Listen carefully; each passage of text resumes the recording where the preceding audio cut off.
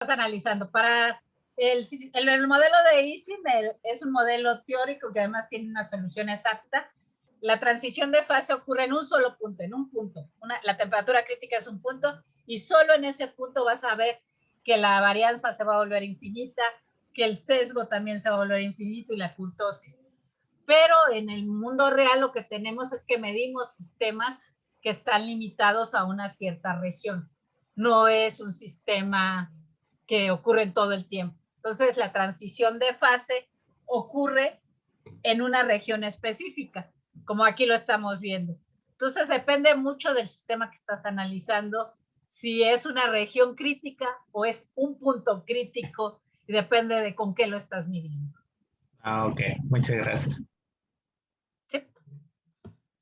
Bueno, el siguiente que tenía que ver con Cauchy, que era el de Cauchy, que está muy bonito, sobre la criticalidad en el cerebro. ¿Quién lo leyó?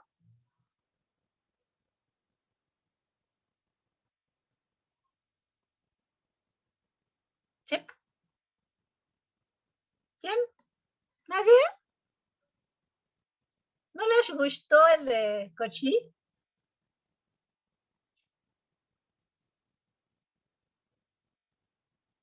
¿Alguien?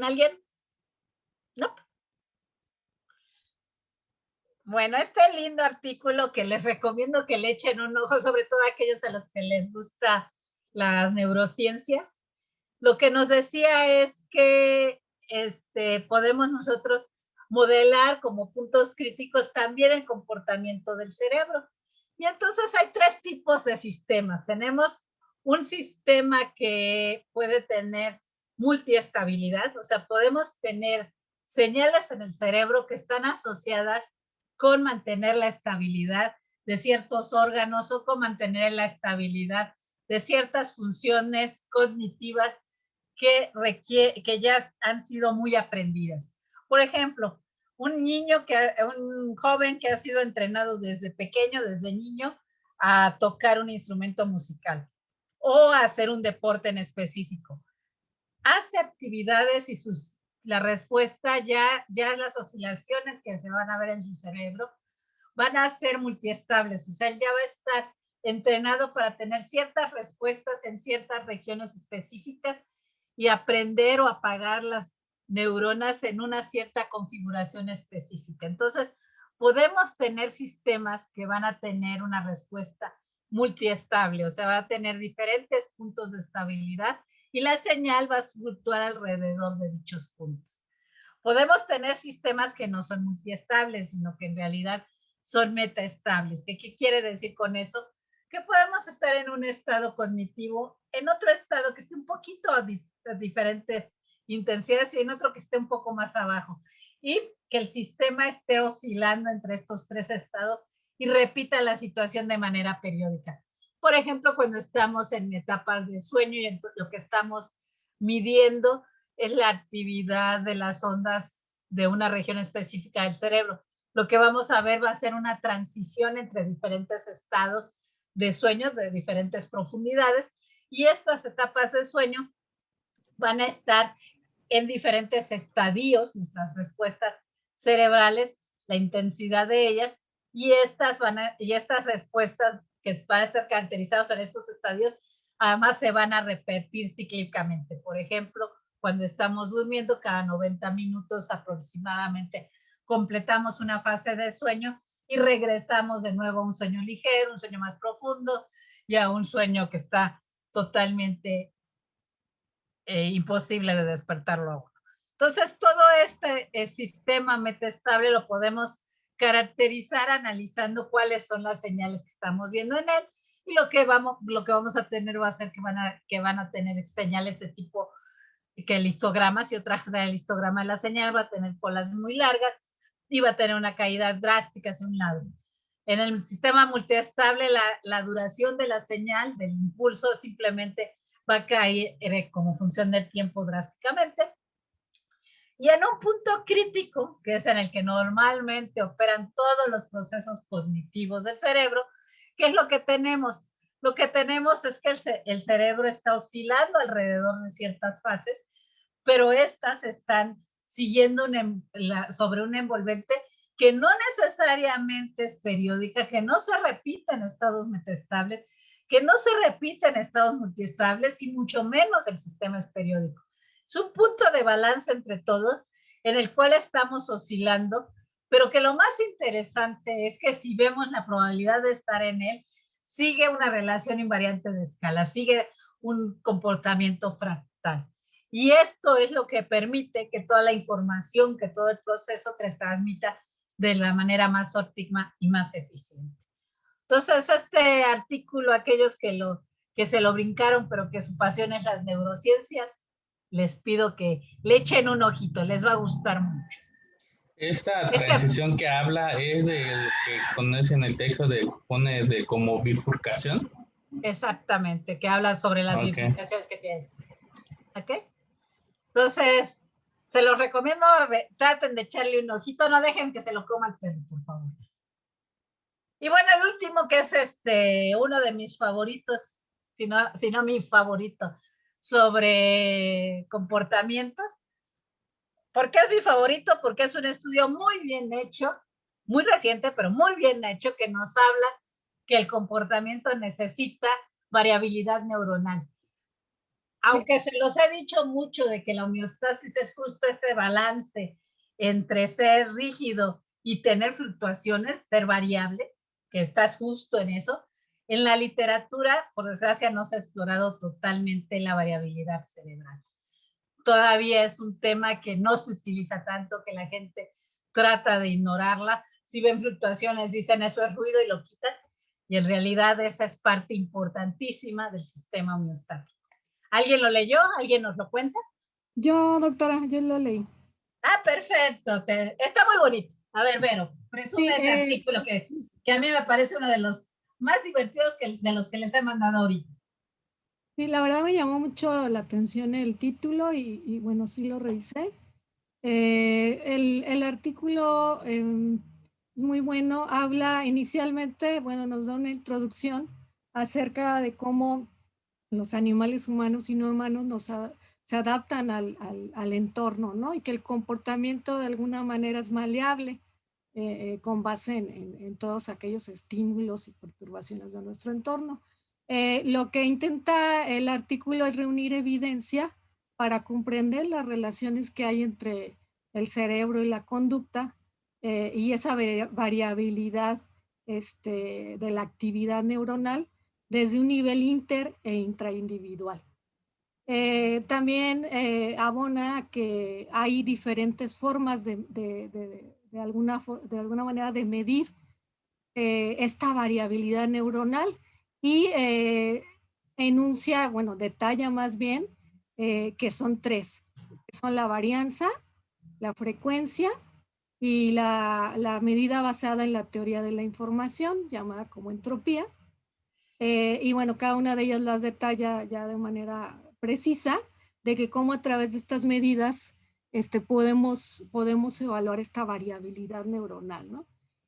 Otro aspecto importante que aborda es que nos dice que las diferencias interindividuales en esta variabilidad neuronal pues son conductualmente relevantes, ¿no? Intenta de alguna manera hacer comprender a los neurocientíficos que es algo en lo que tienen que voltear a ver, ¿no? Esta variabilidad individual y cómo relacionarla o cómo tiene una relación estrecha con el comportamiento.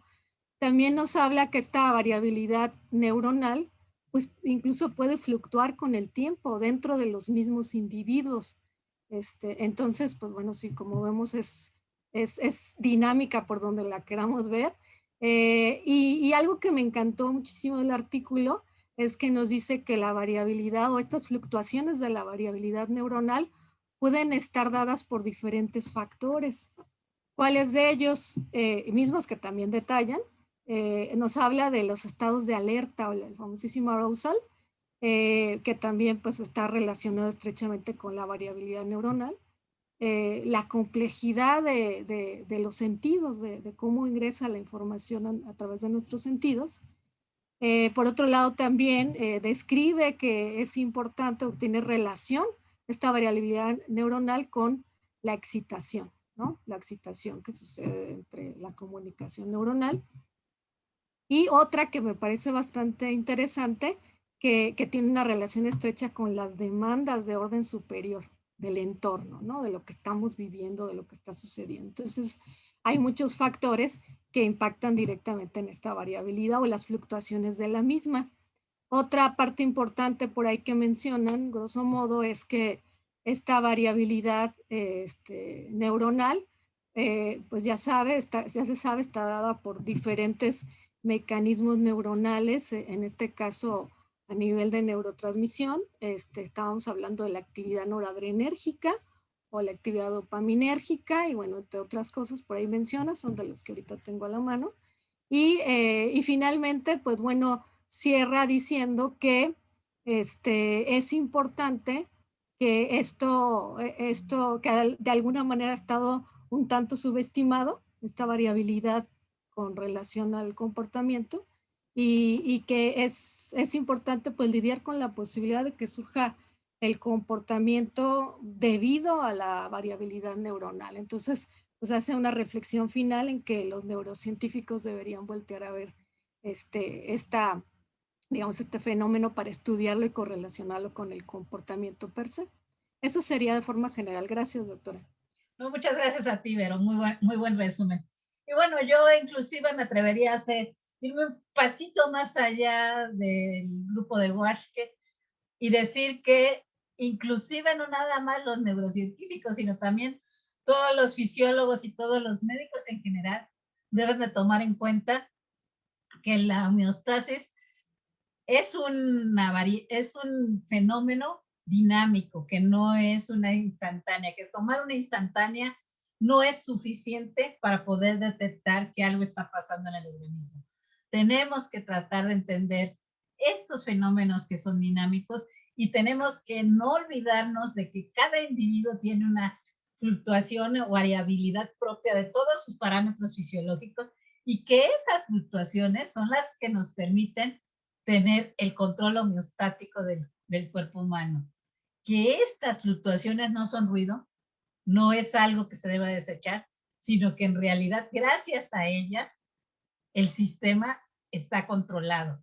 Y entonces, gracias a ellas, el sistema está sano. Entonces, mi moraleja, sobre todo pensando que este curso lo estamos dando en el marco no nada más del Centro de Ciencias de la Complejidad, sino ahora poniéndome la otra camiseta, que es la de Facultad de Medicina, pues con mi camiseta de Facultad de Medicina, la idea general que quiero transmitirles a todos ustedes que están por ahí, es que todas estas fluctuaciones y toda esta variabilidad del cuerpo humano es importante caracterizarlas, entenderlas, y ellas pueden servirnos como alertas tempranas de enfermedades, y puede ser que algunas enfermedades las podamos distinguir de otras en el diagnóstico utilizando todas estas fluctuaciones y todos estos cambios inherentes que tienen los sistemas.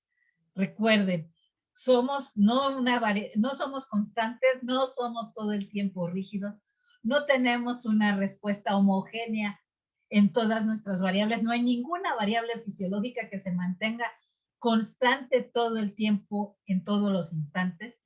Estas fluctuaciones son las que caracterizan este control homeostático. Y eso es parte de lo que debemos de llevarnos en la memoria de la casa. Aunque ustedes no se dediquen en el futuro a análisis de señales, ténganlo en mente y tengan presente que en la fisiología, en la medicina y en todos los sistemas complejos, no nada más los sistemas vivos, en cualquier sistema complejo, podemos hablar de sistemas que están bajo control homeostático y que la homeostasis es una propiedad dinámica que está caracterizada no por mantener nada más un valor fijo, constante, o por tratar de llegar a él, sino por todas las fluctuaciones que hay alrededor de él. Ok, pues entonces empezamos la clase de hoy. ¿Hay dudas sobre los artículos anteriores, preguntas o comentarios adicionales de la tarea?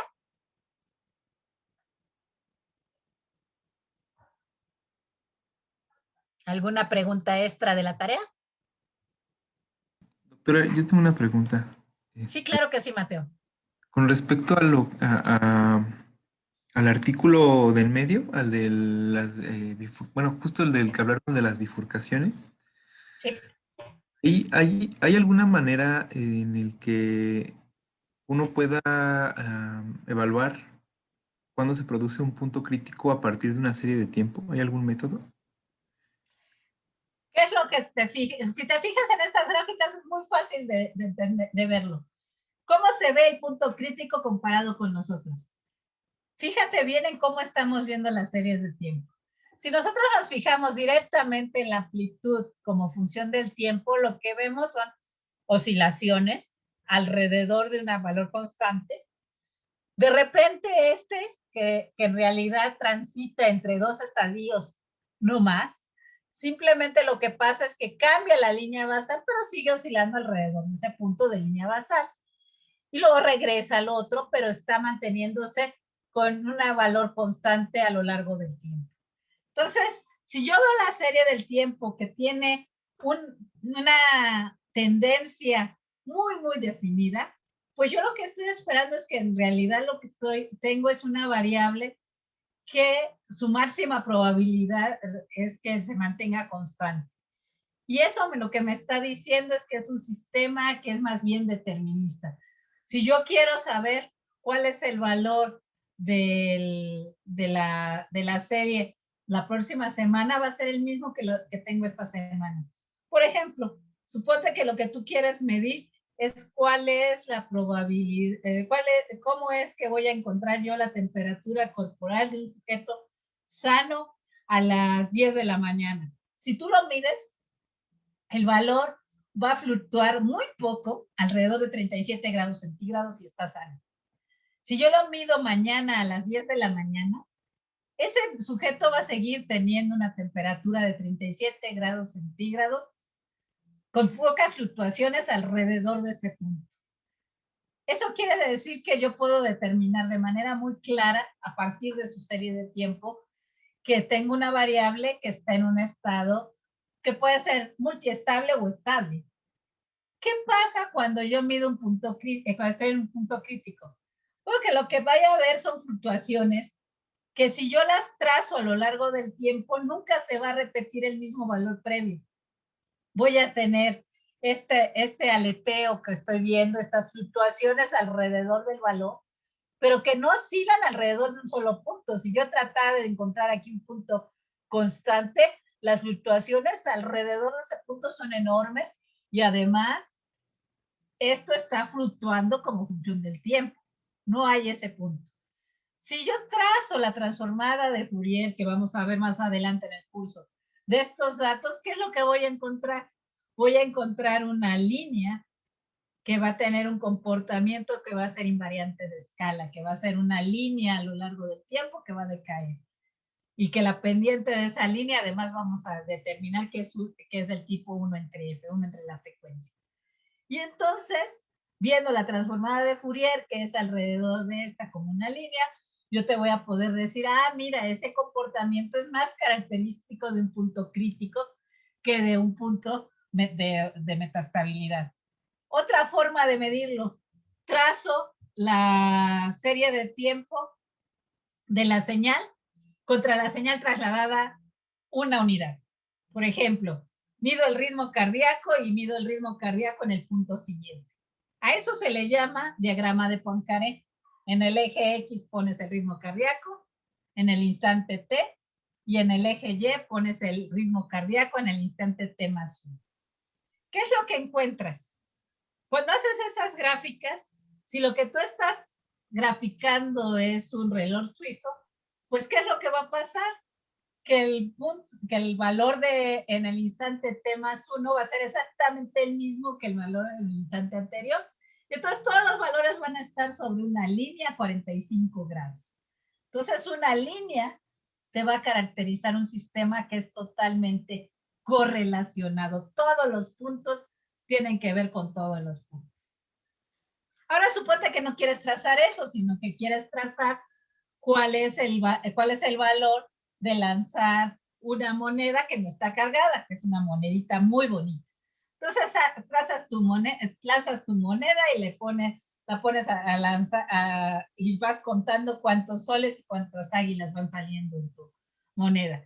Cuando ves eso, después de un tiempo lo que vas a ver es que esto va a estar oscilando, pero el valor que salga ahorita, si mi moneda no está cargada y no estoy haciendo trampa, no me dice nada de qué me va a salir en la siguiente tirada. O sea, si me salió águila ahorita, la siguiente tirada me puede salir solo águila, no tiene nada que ver con el anterior. Y entonces si yo trazara el diagrama de Poincaré de eso, lo que encontraría es que cada punto no tiene nada que ver con los puntos anteriores y tendría un círculo perfecto. Entonces, algo que es totalmente sin correlación, que no hay ninguna correlación en el sistema, sigue un círculo, está dentro de un círculo. Entonces, el círculo significa algo perfecto, precioso, que no tiene ninguna correlación, nada con nada. Línea 45 significa que eres totalmente correlacionado. Y adivinen qué es punto crítico.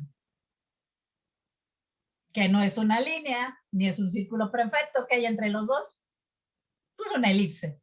Entonces, si yo veo en diagramas de Poincaré elipses, esta elipse lo que me está diciendo es que el sistema se encuentra entre un balance entre ser azaroso o ser determinista. Entonces, sí, hay muchas formas de medirlo y a lo largo del curso vamos a estar viendo un montón de estas formas de determinar si el sistema se encuentra o no se encuentra en un punto crítico y este concepto lo vamos a extender a homeostasis. Espero que te haya quedado un poquito claro. Sí, sí, doctor. Sí, gracias. Perfecto. Doctora, bueno, pues esa es la idea del curso, precisamente que aprendamos un montón de herramientas para poder encontrar que efectivamente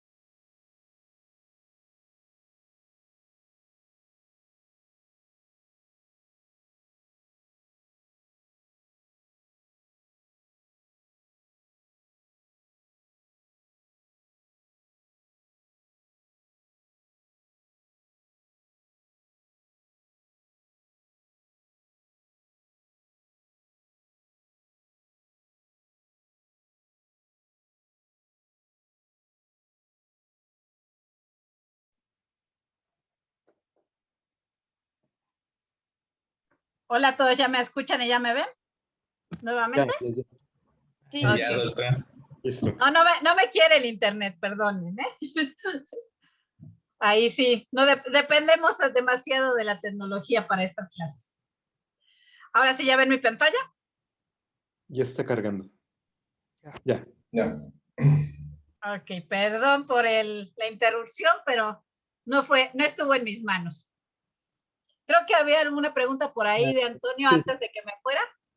Sí, justo le quería preguntar sobre los diagramas de Poincaré. Mencionan que esta correlación con la secuencia LAG1, que uno desfasa una posición única, es un fenómeno local, pero no me queda claro a qué se refiere con fenómeno local. A eso precisamente, a que solo depende de lo que está pasando en el instante anterior. O sea, no, depende de una vecindad muy chiquita del punto, no es un fenómeno que midas toda la serie de tiempo completita. Estás guardando el registro, la historia de lo que pasó justo en el paso anterior. Ah, ok. A eso se refieren. O sea, aquello que tiene que ver con justo lo que hiciste antes. Es la historia del borrachito. El borrachito es da un paso, dependiendo nada más de cuál fue el paso que dio antes, pero te aseguro que no se acuerda de lo que pasó anoche. Okay. Bueno, algunos sí, pero casi ninguno. Entonces, se le fue muy bien al borrachito, no se acuerda de lo que pasó hace 10 minutos, aunque sí se acuerda de justo el pasito anterior en el que se dio el guamazo en la cara. Ok, gracias. Ok, ¿alguna otra pregunta antes de que ya empecemos con la clase?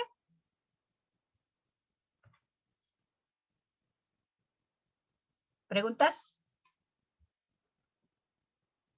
Antes de que el horrible internet me vuelva a cortar.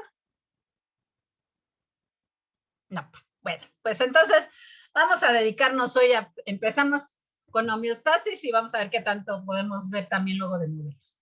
Entonces, primero, acuérdense que quedamos en que qué es la homeostasis. Este es lo que siempre debemos de tener en la cabeza. La homeostasis es un sistema de controles. Mi barco que yo lo quiero dirigir de Belfast a Nueva York, y por supuesto puede ser que haya un iceberg en el camino. Si tengo el barco demasiado grande, no voy a poder reaccionar, y por más que todos mis sistemas de control traten de moverlo, simplemente me voy a hundir. Pero si traigo un barquito bastante eficiente, que además tiene todos sus sistemas optimizados, puede ser que yo me pueda mover y desviarme del iceberg y no me muero. Entonces, la homeostasis es esta capacidad autorregulada de los sistemas de mantener constantes las condiciones de mi medio interno a que puedan compensar los cambios en el entorno, sean cuales sean. ¿Y cómo lo hago? Intercambiando energía o información con mi medio externo. Así es como lo hago, o sea, no lo hago de gratis. Cualquier mecanismo homeostático gasta un chorro de energía o hay un intercambio enorme de información del sistema. Entonces, este es el diagramita que Verónica nos recordó que les habíamos presentado, en el cual estamos diciendo que cómo funciona este sistema de control homeostático. Tenemos perturbaciones externas, que pueden ser cualquier fenómeno exterior, no necesariamente externo al medio que queremos controlar, puede ser que provengan del mismo organismo y del mismo sistema interno, pero son perturbaciones que no están dentro de lo que normalmente esperarías que el sistema trabaje. Y estas perturbaciones externas hacen que el valor del punto fijo al cual queremos mantenernos se salga de lo que estamos esperando, y entonces cuando se salió entra un mecanismo controlador que puede ser muy diverso, y ese mecanismo controlador va a tratar de, mediante diversas variables reguladoras, que puede ser una o pueden ser muchas, de generar una acción correctiva. Entonces se va a producir una respuesta fisiológica en todo el cuerpo, y esta respuesta fisiológica va a regular la variable. Puede ser que no nada más entre un mecanismo, sino que tengan que entrar diversos mecanismos y diversas perturbaciones internas para regular la variable. Depende de qué estemos analizando, pero este es un esquema general de cómo funciona el sistema. Esta variable regulada la medimos con un sensor. Todas las variables, una forma rápida que alguien alguna vez me preguntó, ¿cuál sería la forma más fácil de saber si la variable que tú estás estudiando es regulada o es reguladora? Pues muy fácil, en el cuerpo humano todas las variables reguladas cuentan con sensores que miden la respuesta que hay en esa variable. Entonces, si hay un sensor en el cuerpo que te determina, por ejemplo, tienes la piel que te determina por todas las células que tienes ahí, que hay una temperatura determinada, entonces pues, la temperatura del cuerpo va a ser, de la temperatura interna que tengas en tu cuerpo, va a ser una variable regular. Tienes un baroreceptor que mide la presión arterial va a ser una variable regular. Tienes tienes variables que no tienes con qué medirlas. No tenemos ninguna variable que mida cuál es nuestro ritmo cardíaco. Esta no existe todavía, no la hemos encontrado. Entonces, el ritmo cardíaco lo más probable es que sea una variable reguladora, no una variable regulada. ¿Ok? Entonces, este es el esquema que hemos llegado a lo largo de los años y hasta el momento no hemos encontrado el contraejemplo. Quiero decirles que este no es un teorema ni está basado en primeros principios como en la física, no es una ley física, simplemente es un modelo que ha funcionado hasta ahorita y que por eso nos parece adecuado, pero no es una ley física, ¿eh? Y bueno, ya que tenemos este sensor, mide los datos que tenemos de nuestra variable regulada y retroalimenta el sistema. Si se reguló, pues ya se deja de actuar, deja de haber acciones correctivas, y si no se ha regulado, pues sigue habiendo estas acciones. Y entonces, la pregunta que tenemos es, ¿hay mecanismos de control homeostático que nos mantienen vivos y sanos? Pues la respuesta es que sí, y hay muchos. Por ejemplo, tenemos la temperatura corporal. Entonces, por ejemplo, tenemos la temperatura externa, sería nuestra perturbación exterior. Las perturbaciones externas sería la temperatura ambiental. Estamos en una zona en la cual está nevando. Y entonces, ¿qué es lo que pasa?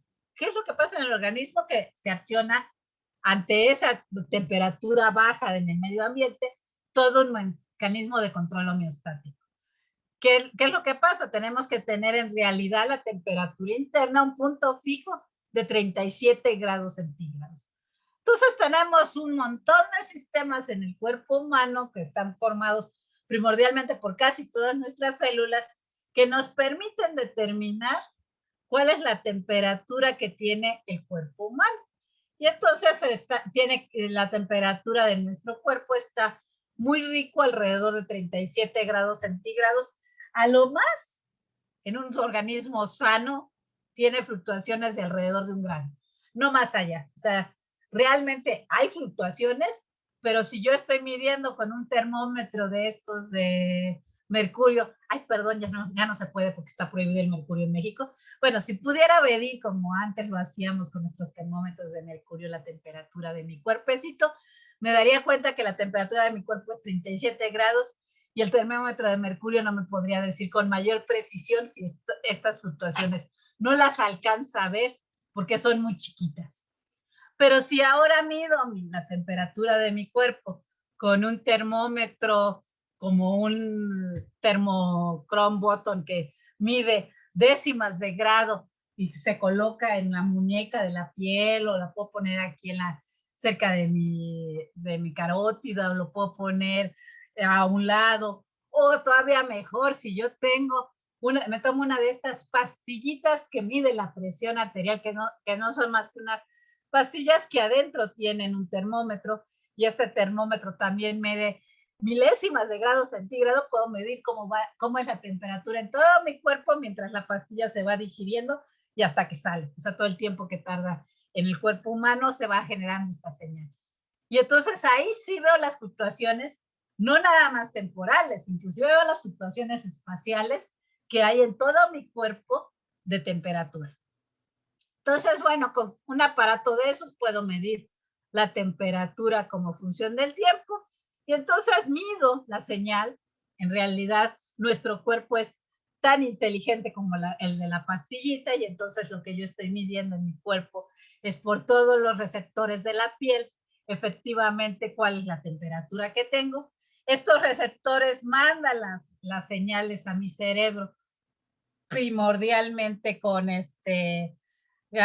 señales alfa beta, a los diferentes corpúsculos del organismo, a los corpúsculos de Pacini, al órgano de Ruffini, etcétera, etcétera. Ahí están viendo varios de los que tienen juego simplemente en un pedacito de nuestra piel. Esta es una extensión de nuestro dedito. Este es el dedito de una persona.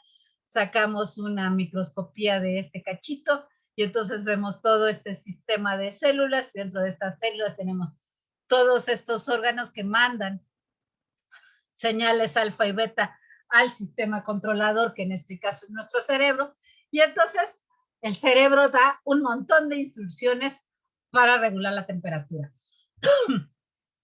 Las instrucciones son que nuestros vasos sanguíneos se deben de contraer continuamente para que el calor se conserve. Se están contrayendo, cada vez contraen para conservar el calor.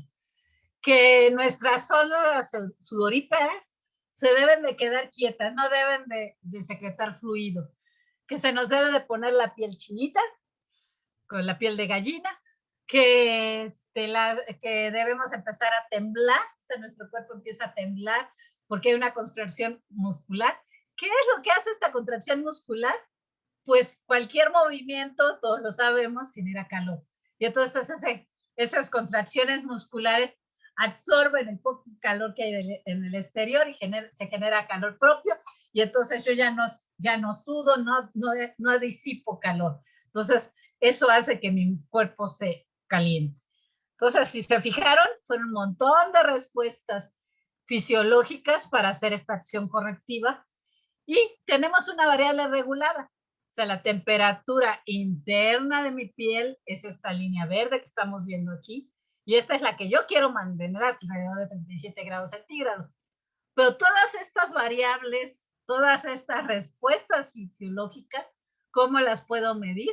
Las puedo medir midiendo la temperatura de mi cuerpo, la temperatura corporal externa. Cuando yo mido la temperatura corporal externa, por ejemplo, en la muñeca, entonces lo que yo voy a ver es que la temperatura corporal externa en mi muñeca tiene todas estas fluctuaciones y oscila, no alrededor de un punto. Si se fijan en la temperatura, es una variable que es bastante regulada, que tiene pocas fluctuaciones alrededor de un punto fijo, y en cambio la temperatura corporal tiene un montón de oscilaciones y un montón de la señal fluctúa alrededor de varios estados metaestables para tratar de establecer mi temperatura regulada. Entonces tengo este juego entre las dos, y la salida del sistema, pues efectivamente, nuevamente es medida por la piel, por todas las células que tengo en mi piel, y estas células que tengo en la piel mandan la retroalimentación al sistema, que lo que hace es comparar ahora mi señal de temperatura interna con el punto fijo, y nuevamente actúa todo este mecanismo. ¿Ok? Entonces, este control homeostático de la temperatura lo que trata de regular es esta temperatura interna de la piel mediante variaciones de la temperatura interna de mi cuerpo, perdón, mediante variaciones en la temperatura de la piel, que es la línea amarilla. Y esto yo lo puedo medir con que les estoy mostrando aquí. Este es el termómetro que se llama termocrom, que simplemente es este circulito chiquitito que ustedes ven, lo ponemos cerca de la piel, pegándolo. Nosotros somos todavía de país tercermundista y somos pobres, entonces lo pegamos normalmente con la cinta que utilizan los médicos para evitar que se caiga la piel, y simplemente con un curita y ya. Entonces lo tenemos ahí pegadito, y entonces estamos monitoreando continuamente la temperatura de la piel. La señal que manda este botón termocron pasa al nuestro celular, y de ahí la descargamos, y finalmente podemos generar estas gráficas. Cada punto de esta señal se toma cada 15 minutos, o sea, cada 15 minutos nos manda la temperatura de nuestra piel, y bueno, si se fijan, varía bastante en 15 minutos. Ahora, ¿cómo puedo yo verlos ahora viendo el histograma de la señal? ¿Qué es el histograma de la señal? Veo cada punto de la señal y veo cuántas veces se repite el mismo valor. ¿Cuántas veces se repite 37.2, 37.1, 37.02, etcétera? Y con eso trazo la línea del histograma. Y entonces en la línea del histograma me dice, aquí estoy viendo las fluctuaciones alrededor del valor de 37. Entonces, por eso ven esto de que les dice 0.05 a 0.35. O sea, las fluctuaciones en realidad son poquitas en este espacio de prácticamente 3 horas o 4 horas. O sea, no varía tanto la temperatura de la piel. En un día la temperatura de la piel puede variar inclusive lo suficiente para que veamos esta distribución bimodal. Si tomamos pocos datos y nada más estamos en el día, lo que vamos a ver simplemente es una curva gaussiana y se acabó. Entonces la temperatura interna trata de mantenerse constante, es simétrica, todas las fluctuaciones que tengo están alrededor del valor promedio de manera simétrica, tengo tantas para arriba como para abajo, el sistema se mantiene justo en ese punto. Y la temperatura de la piel, pues tiene grandes oscilaciones. Aquí como la que estamos presentando es que yo estaba tomándome los datos en Inglaterra y hacía un frío de los 1000 demonios, pues tengo una cola muy, muy larga hacia regiones de temperatura baja. Si tal vez, si yo lo que hubiera hecho era medir la temperatura de la piel cuando estaba bien sabroso en la playa y en Cancún, la cola sería para el otro lado. Pero por desgracia, estos datos no son de eso, sino son de Inglaterra, entonces, pero bueno, lo que vemos es que la temperatura tiene una cola muy, muy larga en este caso, hacia temperaturas bajas, la temperatura de mi piel, porque hacía frío.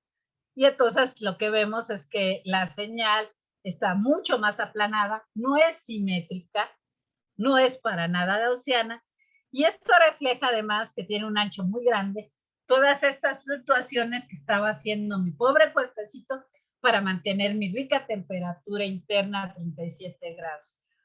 ¿Ok? Entonces, este es el sistema de control de la temperatura.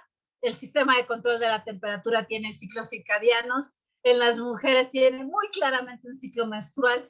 En los hombres empezamos a ver que también parece ser que tiene. Esos son de los resultados nuevos que estamos tratando de sacar. Y hay inclusive ciclos que tienen que ver con ciclos anuales que han sido reportados en la literatura para el control homeostático de la temperatura. Y también se pierde el enfermar. O sea, cuando nosotros enfermamos y tenemos fiebre o tenemos hipotermia, lo que vamos a hacer es que no nada más la temperatura se va arriba de los grados normales, sino que se pierde la variabilidad de la señal. La señal deja de tener todas estas oscilaciones. Cuando tenemos fiebre, lo que pasa es que la señal de la temperatura se vuelve prácticamente constante. O sea, yo puedo trazarla y se vuelve una constante. Y podemos llegar inclusive a momentos en los que hay crisis hipotérmicas, crisis de temperatura altísima, y hay un montón de fenómenos y hay un montón de sistemas del cuerpo humano que son dañados por esto. Entonces, el control homeostático de la temperatura también se pierde al enfermar. Y también hemos visto en diversos trabajos que hemos desarrollado que la temperatura corporal es un buen biomarcador de sobrepeso y obesidad. Los que tenemos sobrepeso o los obesos incluso tienen temperaturas corporales diferentes. O sea, si yo agarro y puedo medir la temperatura, aquí estoy midiendo la temperatura de la piel de una persona durante 7 días y el registro lo estoy haciendo cada 3 minutos, lo estoy haciendo con estos thermochrome bottoms que les acabo de platicar. Entonces le pusimos una cinta a la persona con el termocrón en la muñeca durante 7 días y entonces estuvimos registrando cuál era la temperatura en la muñeca de la persona a lo largo de una semana. Y bueno, si se fijan ustedes, de aquí es clarísimo que hay un ciclo que tiene que ver con la temperatura, con el día y noche, o sea, hay un ciclo diario. Pero lo más interesante es que nosotros hicimos este experimento no nada más en un lindo sujeto de control que era un jovencito de primer año de facultad de medicina que todavía no se echaba a perder, acababa de entrar, entonces todavía estaba sano y todavía había comido, todavía comía en su casita, todavía no comía en el paseo de la salmonela. Ya todos comemos en casita, tal vez todos mejoremos. Bueno, el chiste es que en realidad teníamos 3 tipos de sujetos. Nuestros controles, que es la línea amarilla que ustedes están viendo aquí. Nuestros sujetos con sobrepeso, que es la línea azul un poco más oscura. Y la línea de azul cielo, que no es el ideal, pero que quién sabe por qué pensé en azul cielo cuando pensé en obesos. Entonces, los obesos son la línea azul cielo. a ojo de los histogramas, ustedes rápidamente me pueden decir qué es lo que está pasando.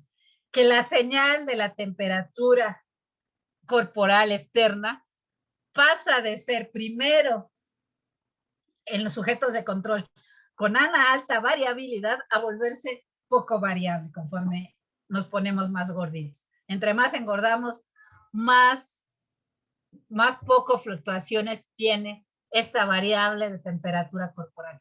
Recuerden que es una variable que reguladora, trata de regular la temperatura interna del cuerpo. ¿Qué es lo que le está pasando a esta variable? Que esta variable en sujetos con sobrepeso y obesidad se vuelve una variable demasiado rígida, demasiado robusta. No está funcionando bien ante variaciones en el exterior. Y eso lo sabemos, a una persona que tiene obesidad o sobrepeso le cuesta mucho más trabajo regular, por ejemplo, estar en un lugar cálido. Tienen mayor cantidad de sudoración y los vemos que se agitan y sufren realmente cuando hay calores extremos. Y bueno, aquí lo único que les estoy mostrando son todos los momentos estadísticos. O sea, estoy graficando los valores promedio de temperatura, las desviaciones estándar, el sesgo que me dice las colas, o sea, qué tan larga es la distribución hacia un lado o hacia el otro, y la kurtosis que me habla de qué tan aplanada o no está aplanada está la distribución, qué tan picuda o no picuda es la distribución. Y bueno, lo que estamos viendo es que los valores promedio de los sujetos normales de temperatura tienen un rango menor que lo que tienen los sujetos con obesidad. Y hay una diferencia estadísticamente significativa entre controles y obesos, y los de sobrepeso justo están en medio. Entonces, cuidado, sobrepeso te estás yendo a este camino horrible de la obesidad. ¿Qué más estamos viendo? Que por supuesto, la desviación estándar, que tan ancha es la distribución de los sujetos de control, es muy grande. Entre más grande sea, quiere decir que tenemos una mejor posibilidad de adaptarnos a los cambios en el entorno. Y a los sujetos obesos, esa variabilidad se ha perdido. O sea, perdemos la capacidad de adaptarnos a los cambios en el entorno. Esto significa obesidad. ¿Qué vemos con el sesgo? Pues que el sesgo en realidad también varía drásticamente, sobre todo en su varianza, se vuelve muy grande. ¿Qué vemos con la kurtosis? La kurtosis nos dice que tanto la distribución está aplanada o es muy picuda. Si es una distribución gaussiana, quiere decir que tiene un valor de kurtosis de 3, y entonces esto es una distribución en la cual tenemos una distribución prácticamente homogénea, una distribución gaussiana. Nosotros, cuando somos sujetos de control, entonces lo que tenemos es que nuestra kurtosis es muy pequeña, o sea, en realidad somos distribuciones muy, muy aplanadas, como lo estamos viendo aquí. Cuando estamos en sobrepeso nos empezamos a volver gaussianos, y cuando somos obesos, o sea, las personas obesas tienen distribuciones muy, muy picudas. ¿Cuál es el problema con estas distribuciones muy, muy picudas, con estas kurtosis tan enormes? Es que no podemos adaptarnos a los cambios en el entorno porque nos hemos vuelto un sistema demasiado rígido.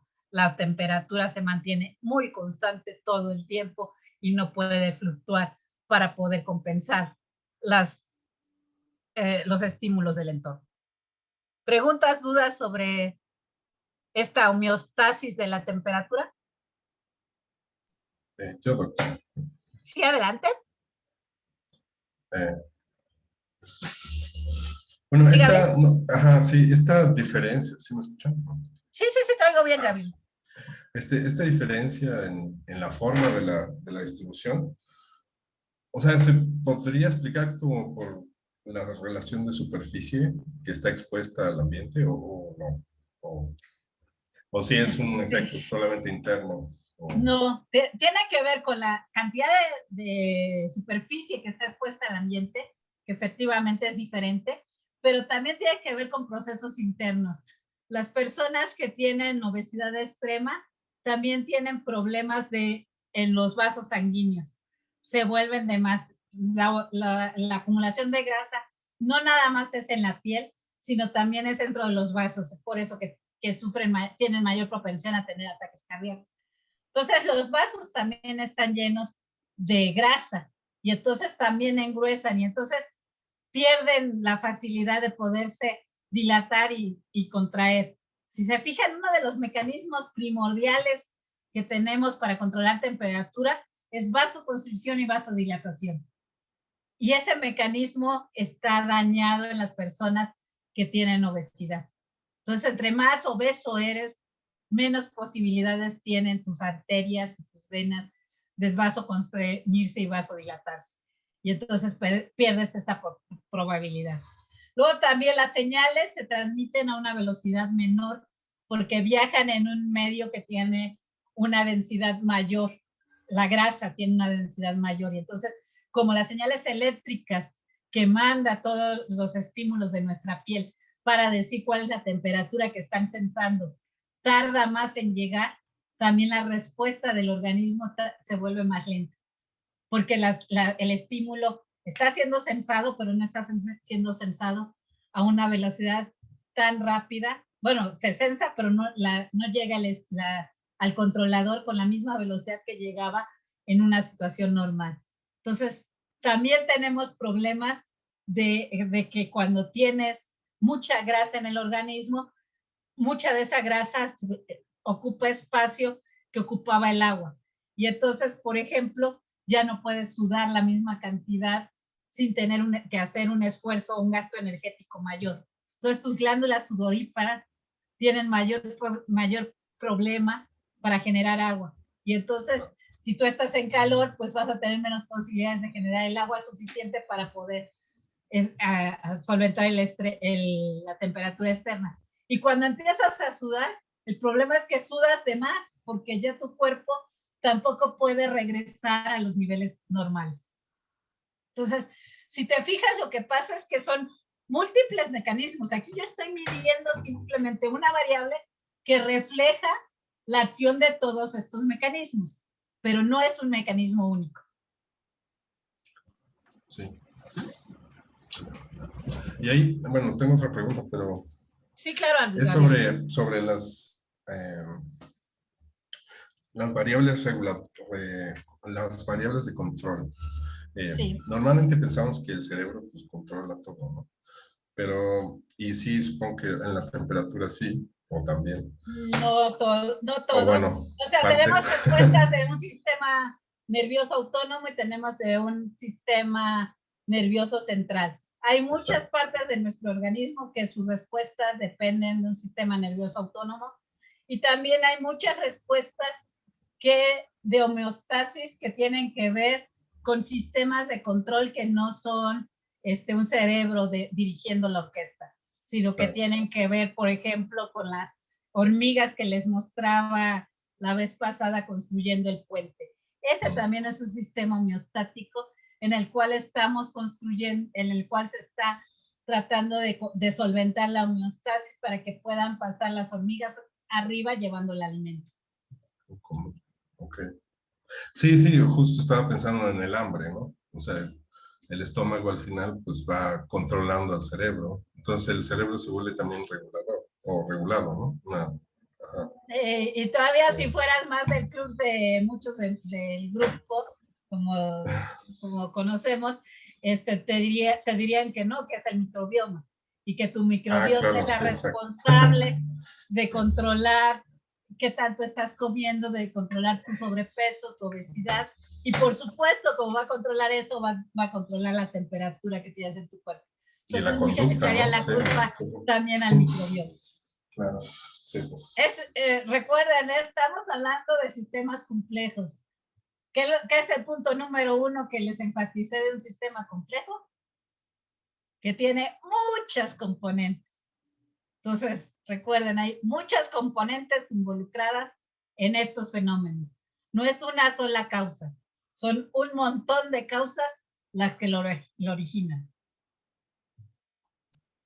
La homeostasis es un fenómeno que ocurre en sistemas complejos. Es un control bastante sofisticado que tiene involucradas múltiples variables. ¿Ok? Sí, gracias.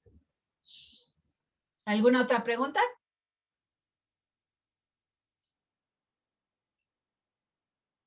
preguntas?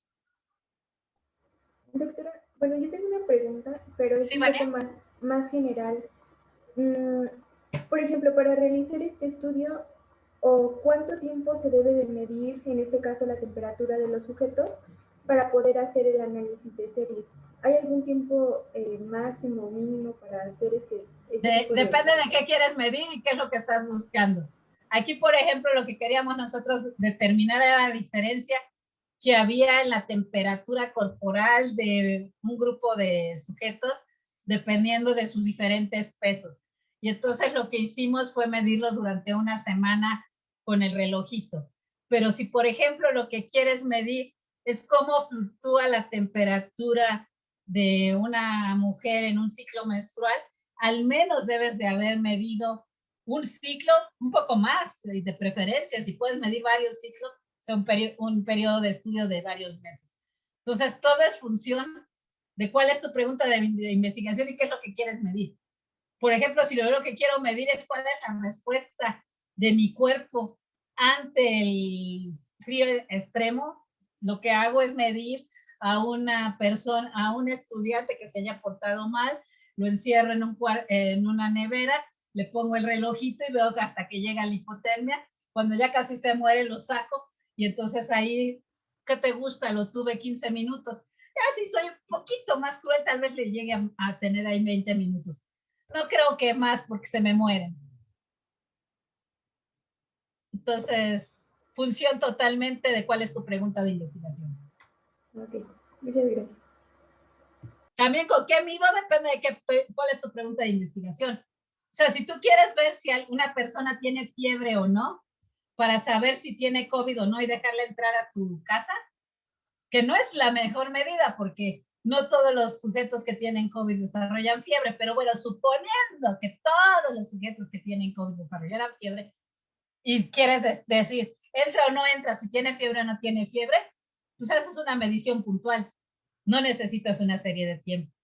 Ahora, si lo que quieres saber es si esa persona tiene un mecanismo de termorregulación que está compensando que, por ejemplo, su sistema cardiovascular o cardiorrespiratorio no está funcionando perfectamente porque estuvo sometido, por ejemplo, a quimioterapias, y entra el mecanismo compensatorio de termorregulación para tener grandes oscilaciones que compensen que su sistema cardiovascular ya no está fluctuando.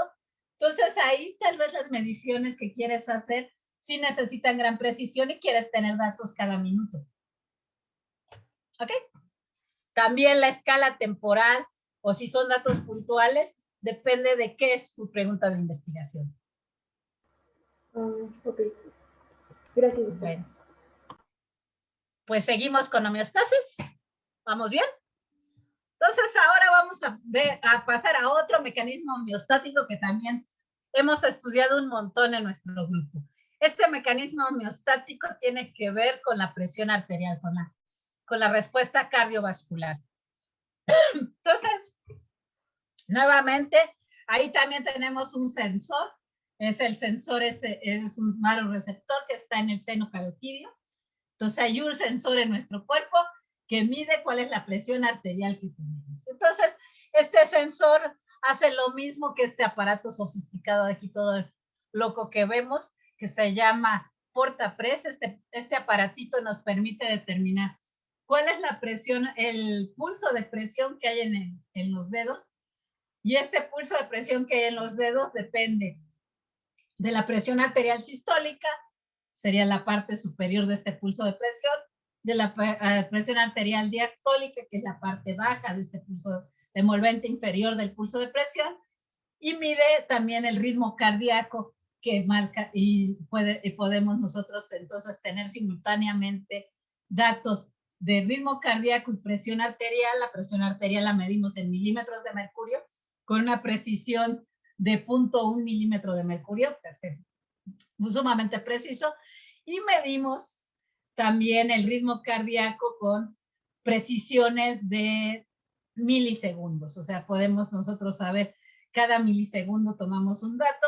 Nuestro corazón en realidad late cada segundo aproximadamente, entonces si se fijan esto está excedidísimo para lo que queremos medir, Y finalmente lo que hacemos es quedarnos en realidad con el intervalo que hay. Este nos permite medir el electrocardiograma completito de la persona, pero nosotros no nos quedamos con el electrocardiograma completito, simplemente estamos midiendo el intervalo entre el pico de la señal del electrocardiograma y el siguiente pico, entre el punto CRR, o lo que sería lo mismo el intervalo entre pulsos cardíacos, que se llama IBI por sus siglas en inglés. Y entonces medimos ritmo cardíaco y presión arterial. Y con eso, aquí lo que les estoy mostrando, presión arterial sistólica y presión arterial diastólica se parecen mucho. Más adelante vamos a ver que esto que les dije que se parecen mucho no es tan cierto, pero ahorita, para primera aproximación, piensen que da lo mismo si analizan la presión sistólica y la presión diastólica. Y vamos a analizar simplemente por comodidad, de aquí en adelante en la clase de hoy, qué pasa con la presión arterial sistólica, que es la línea que ustedes ven en azul oscuro arriba, y con el ritmo cardíaco, que es la línea en azul cielito que ven abajo.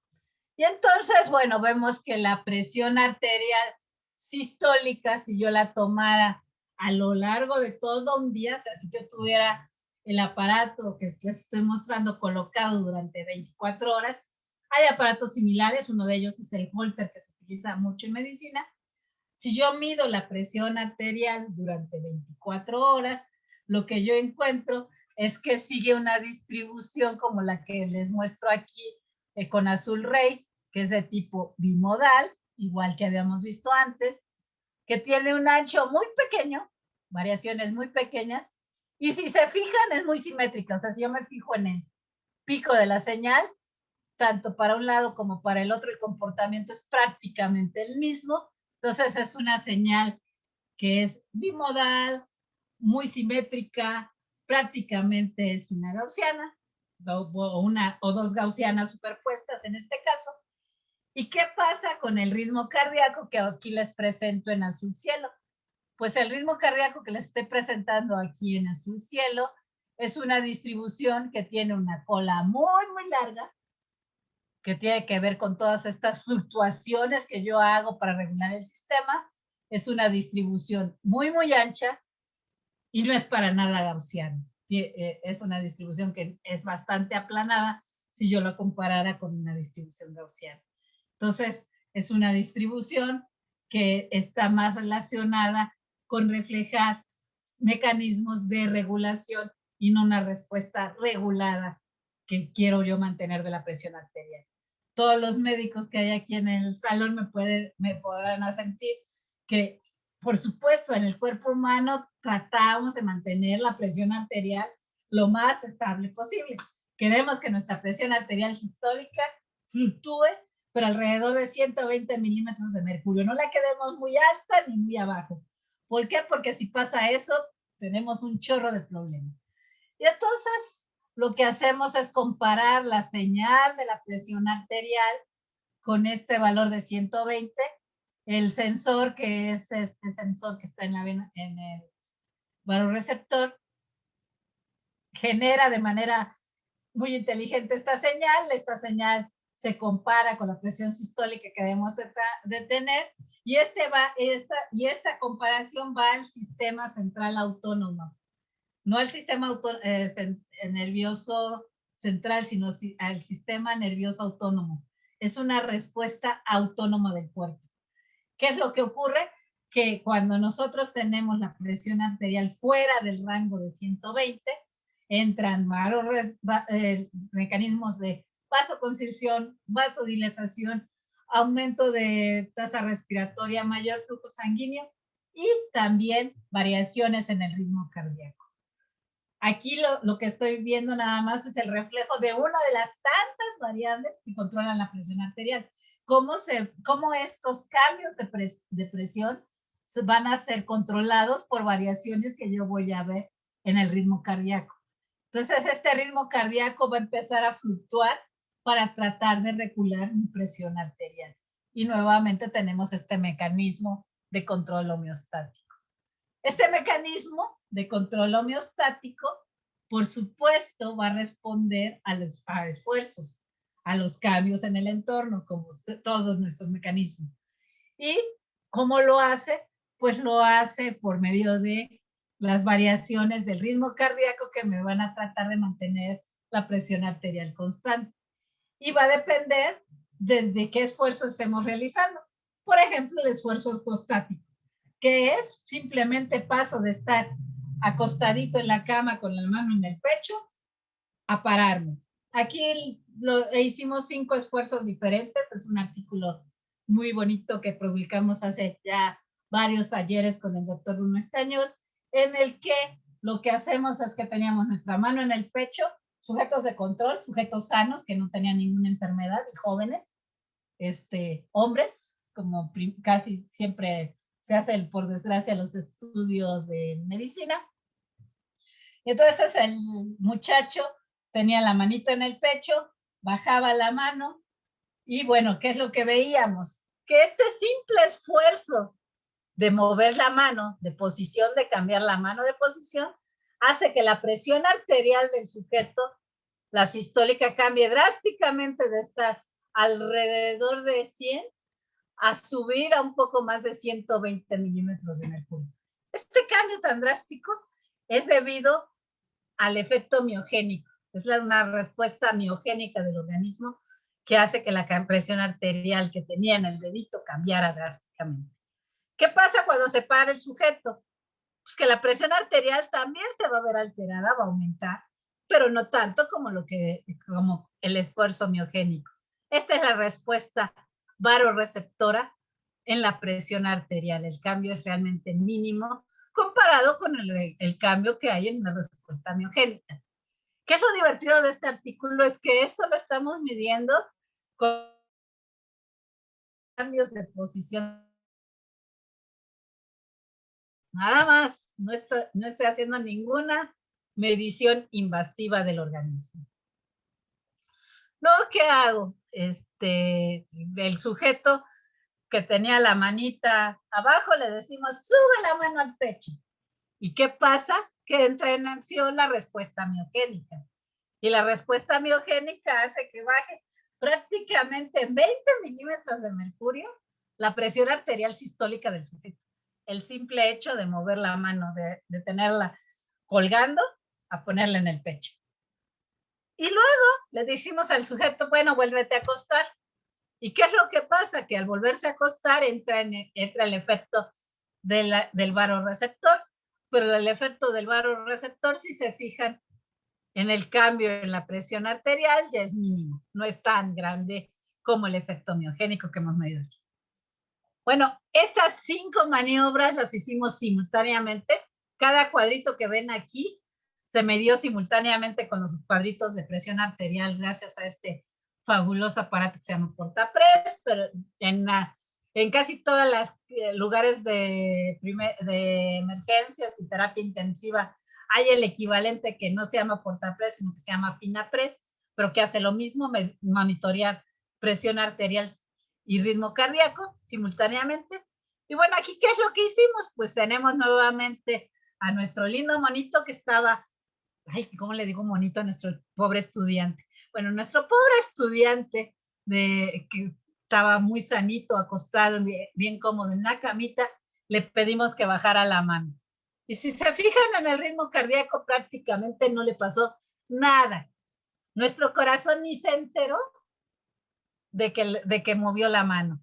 La respuesta al efecto del miogénico no hay. O sea, en el ritmo cardíaco no hay una respuesta a este efecto. Pero ¿qué pasa cuando nos paramos? Cuando nos paramos, el ritmo cardíaco desciende drásticamente. Y este cambio drástico de descenso en el ritmo cardíaco es debido al efecto del varoreceptor. O sea, la respuesta del ritmo cardíaco ante el esfuerzo ortostático es enorme, a diferencia de la respuesta de la presión arterial ante el esfuerzo ortostático. La presión arterial responde ante esfuerzos miogénicos, tiene una respuesta miogénica muy clara, pero no tiene una respuesta al varoreceptor tan clara como lo tiene el ritmo cardíaco. Entonces, como se fijan, depende de qué variable mida, cuál es la respuesta que voy a ver y que está reflejando el mismo mecanismo de control. Estoy viendo el mecanismo de control homeostático cardiovascular de un solo sistema, pero estoy midiendo dos variables diferentes ante esfuerzos diferentes, van a tener respuestas distintas. Entonces, por eso es que este fenómeno de tratar de integrar muchas variables es importante cuando hacemos medicina, porque sí hay variaciones y sí tenemos que entender que las respuestas van a ser distintas. Bueno, nuevamente a nuestro lindo estudiante le decimos que ahora no tenga la mano colgada, sino le decimos sube la mano. Cuando la sube, el corazón ni se enteró que hubo un cambio, porque no hay un cambio drástico en la respuesta de barorreceptores, entonces el ritmo cardíaco ni se entera. Y cuando regresamos a acostarnos, nuestro ritmo cardíaco ante el esfuerzo, ante el cambio de posición, sube. ¿Ok? Este segundo renglón que vemos aquí es simplemente de las señales de arriba trazamos los histogramas. O sea, estamos trazando cuál es la frecuencia de que ocurra un número en esta señal. O sea, es la distribución de probabilidades de que tengas una frecuencia dada, una frecuencia cardíaca dada o una presión arterial sistólica dada como función del valor que estamos midiendo, cuántas veces se repite eso. Lo que estamos contando son los bines que se repiten, y esto es el histograma de la señal. Bueno, los histogramas de la señal, como vemos, ¿qué pasa? Que si yo comparo el histograma de la presión arterial sistólica con el histograma de del ritmo cardíaco, lo que veo es que el ritmo cardíaco, ay, perdón, creo que ya me pasé de la clase, ¿verdad? ¿Me escuchan? Sí, doctora. Ok, bueno, nada más voy a terminar esta gráfica y ya lo que sí, en la próxima clase ya veremos lo que, la parte de modelos. Entonces, el ritmo, si se fija, la presión arterial tiene un ancho muy pequeño comparado con el ritmo cardíaco, que es una distribución mucho más ancha, aún en los 5 minutos. Entonces, esto me refleja precisamente que esta es una variable que tiene grandes fluctuaciones, mientras que esta es una variable que tiene unas fluctuaciones muy, muy pequeñas. Estos son los famosos diagramas de Poincaré que les dije, y si se fijan, las variaciones en presión están alrededor de la línea 45 grados, mientras que para el ritmo cardíaco lo que tenemos son lindas elipses alrededor. Entonces, lo que quiere decir es que la respuesta del ritmo cardíaco es más tipo variante de escala que la respuesta de la presión arterial, y las últimas tienen que ver, más adelante lo vamos a ver, con transformada de Fourier de los datos. Y nada más para concluir esta parte, lo que les quiero decir es que este control homeostático de la presión arterial se pierde cuando enfermamos. Este es un sujeto, los datos de un sujeto joven al cual le dijimos lo mismo, párate, no lo pusimos a hacer más, era un sujeto que estaba sentado y le pedimos que se parara, y lo que pasa es que la sangre simplemente por el esfuerzo de la gravedad de tenerla en la cabeza se eleva a los pies, y entonces todo el cuerpo humano rápidamente bombea para que haya sangre en el cerebro, y entonces un hombre joven y sano rápidamente trata de recuperar su presión sistólica, o sea, se pierde, ahí está pérdida de la presión sistólica tratando de bombear el organismo. Pero cuando nosotros somos adultos que tienen diabetes mellitus, este es un joven de 45 años, pero ya tiene diabetes mellitus y la ha tenido por más de 10 años. Y lo que vemos es que primordialmente lo que pasó es que tardó muchísimo tiempo en recuperar la presión arterial. La presión arterial en el sujeto joven y sano solo tardó 17 segundos en restablecerse. En cambio, en el sujeto mayor tardó 32 segundos, el doble de tiempo, y no se recupera totalmente. Entonces, hay una pérdida de control homeostático al enfermar en enfermedades que podrían ser como la diabetes mellitus, que no es necesario. Estos mecanismos difieren en mujeres y hombres, y bueno, en las siguientes clases vamos a ver más de esto. Antes de presentarles, lo que sí, la tarea es nada más las propuestas de proyectos de cada integrante del grupo, que lo vemos la próxima clase. ¿Preguntas, dudas? Y perdón por haberme excedido un poquito. Doctora, yo sí tengo una pregunta. Sí, claro. Carlos. con lo que tenemos que entregarle, porque dijo que lo entregáramos antes del primero, pero después... Es mandar el resumen, que sí. es una cuartilla. Sí. Pero más bien, porque después mencionó también que otra persona va a ser la que organice como el orden de las presentaciones. Entonces, sí, es Oscar, es el que se... Oscar, en realidad lo que vamos a hacer es que él les va a autorizar a los que le manden el correo a él la entrada a clase, pero si ustedes no le mandan el correo a él, no van a poder entrar a la clase. Okay, pero entonces le mandamos lo mismo que le mandemos a usted.